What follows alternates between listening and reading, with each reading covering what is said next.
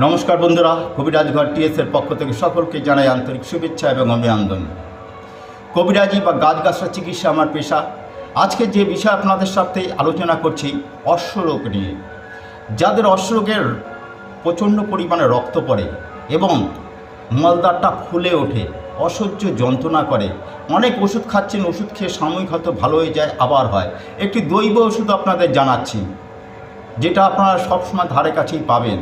দেখবেন সাদা আকন্দ গাছ, যেটা সাদা ফুল হয়, আকন্দ গাছ ধুলো খাবেন, একটা ঘিয়ে একটা সাদা, সেই সাদা আকন্দ গাছের শিকড় 1 ইঞ্চি পরিমাণ তুলতে হবে এবং সাদা আকন্দ গাছেরই ডাল আপনাকে 1 ইঞ্চি পরিমাণ তুলতে হবে।